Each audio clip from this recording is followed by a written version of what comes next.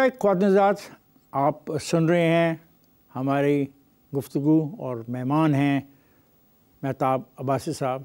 इस गुफ्तगू के सिलसिले को हम जारी रखते हैं। क्या आप अहमद वली ख़ान के इस मौक़िफ़ की हमायत करते हैं कि खैबर पख्तूनख्वा का नाम तब्दील करके सिर्फ पख्तूनख्वा रख देना चाहिए? मेरे ख्याल में हमारे पाकिस्तान को अब इन चीज़ों की ज़रूरत नहीं है। बदकिस्मती से खैबर पख्तूनख्वा का नाम बदलने के बाद ये अवामी नेशनल पार्टी को बड़ा नुकसान ये पहुँचा, उनकी सियासत ख़त्म हो गई और उसके बाद वो फिर नाम बदलने के बाद वो बिल्कुल बैठ के रह गए। मतलब उनकी सारी सियासत नाम पर थी, तरक्याती कामों पे नहीं थी, अवाम की बुनियादी खिदमत पर नहीं थी, नाम माना गया।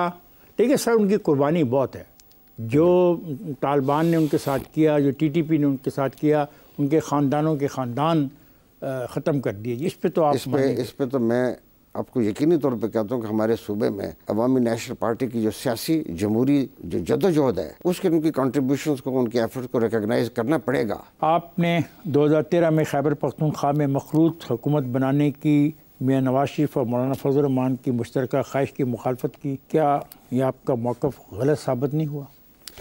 देखिए, हालात तो ये बताते हैं कि ये फैसला गलत था, लेकिन असूली तौर पर मैं समझता हूँ कि दुरुस्त फैसला था। क्या असूल थे आपके? देखिए, असूली तौर पर जिस जमात को अक्सरियत मिलती, और नवाज शरीफ साहब आपको मैं वजाहत कर दूँ, उनकी ये ख्वाहिश थी कि जो अक्सरियती जमात है उसी को दिया जाए, और वो इसमें शामिल थे मेरे साथ। हम दोनों का इत्तेफाक था कि PTI अक्सरियती जमात है, इसलिए इसको ये देना चाहिए। मेरा ख्याल है ये बात आपने बाद में सोची है। ना, I assure you one thing, मैं आपको यकीन से कहूँगा जिस वक्त बैठ के बात कर रहा हूँ, ये यकीनी बात ये है कि पहले लम्हे से हमारा ये इत्तेफाक था कि अक्सरियती जमात है, उनको मौका मिलना चाहिए। आपके दौरे गवर्नरी में आर्मी पब्लिक स्कूल पेशावर पे हमला हुआ, जिसके बाद आपने गवर्नर हाउस पेशावर में ऑल पार्टीज़ कॉन्फ्रेंस की मेज़बानी की। कॉन्फ्रेंस में उस वक़्त के वज़ीर आज़म नवाज शरीफ, अपोजिशन लीडर इमरान खान समेत तमाम सियासी व अस्करी क़यादत ने शिरकत की। दहशत गर्दी के ख़िलाफ़ नेशनल एक्शन प्लान की मंजूरी दी गई। क्या पेशावर वाक़े में मुलव्वस तमाम मुल्ज़मान को कैफ़रे किरदार तक पहुँचा दिया गया? हमारी जो जंग है ये पाकिस्तान आपस में लड़ रहे हैं, हम आपस में लड़ रहे हैं। सर, मैं एक वाक़े की बात कर रहा हूँ जिसमें सारी कौम इकट्ठी थी, आपके साथ थी, फ़ौज भी थी, सियासी जमातें भी थी, बच्चे थे, स्कूल में पढ़ने गए, दे were butchered, people were arrested, लोगों को सजाए मौत की सजा सुनाई गई। क्या बना? कुछ नहीं बना। वजह तो मैं सही आपको बताऊँ कि हमारे मुल्क में सारे बड़े वाक़यात होते हैं, इनके पीछे जो असल लोग होते हैं वो कहीं होते हैं, सामने वाले कुछ लोग और होते हैं।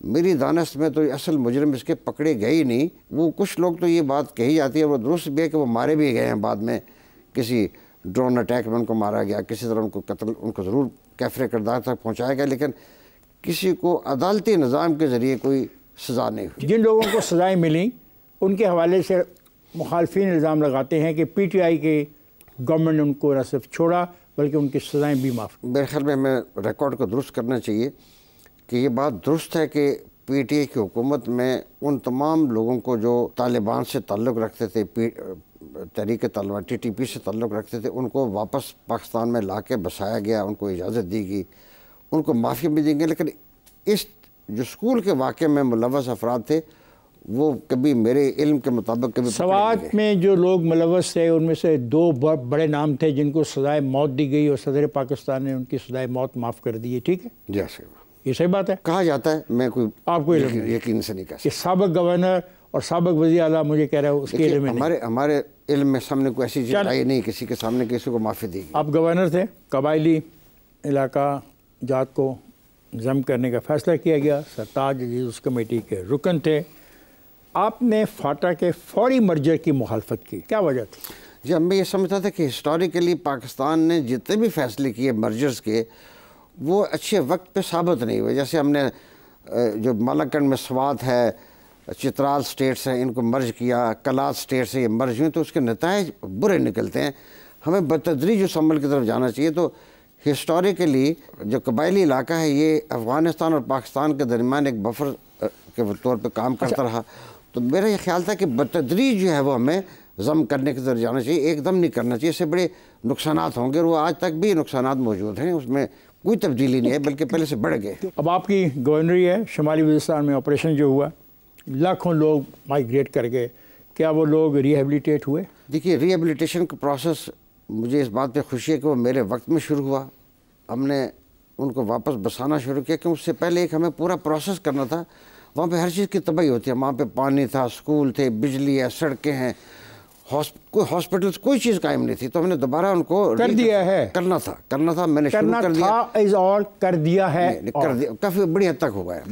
اور یہ جو آپریشن ضرب عضب اور سوات آپریشن, اس کے بھی جو لوگ متاثرین ہیں ریہیبلیٹیٹ ہو گئے؟ نہیں, سارے نہیں ہوئے, ابھی تک سارے نہیں ہوئے. آپ نے الیکشن کیوں نہیں لڑا 2018 کا؟ دیکھیے وہ حالات ایسے مجھے لگ رہا تھا کہ مسلم لیگ کے اندر جو لیڈرشپ, مسلم لیگ کی لیڈرشپ کو خراب کرنے میں آپ کا کیا رول ہے؟ امیر مقام کا کیا رول ہے؟ صابر شاہ کا کیا رول ہے؟ کس کا کیا رول ہے؟ کتنا رول ہے مسلم لیگ کو تباہ کرنے میں وہاں پہ؟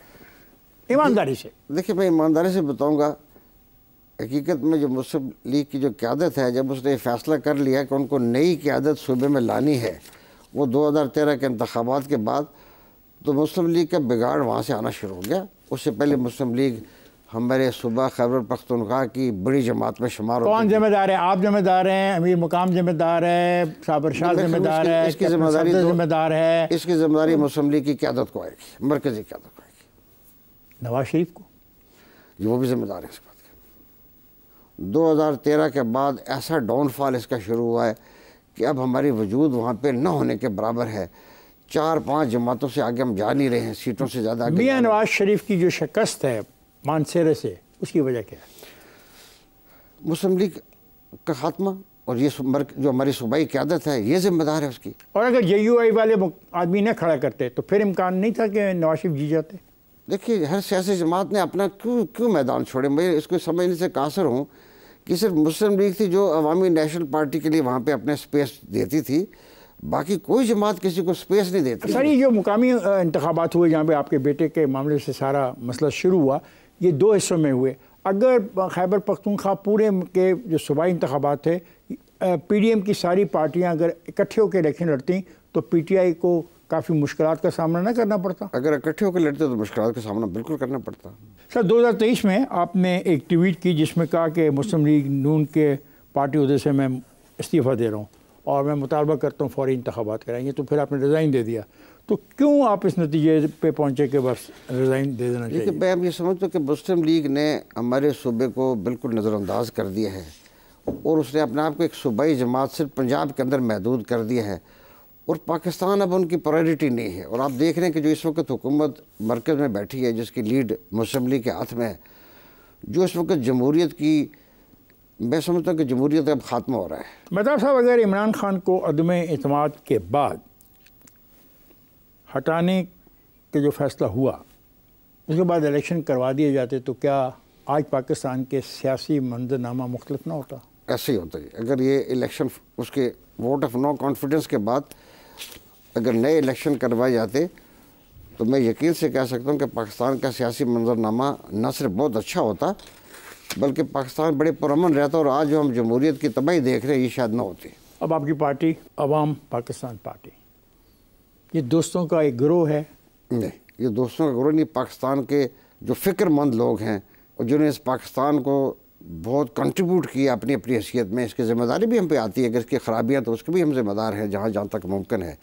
اس میں کنسرن لوگ ہیں, فکر مند لوگ ہیں, اور بڑے اس ملک کے خیرخواہ لوگ ہیں. شکریہ سردار مہتاب خان عباس صاحب, آپ تشریف لائے, آپ نے سوالات کا جواب دیا, آپ کا بہت بہت شکریہ.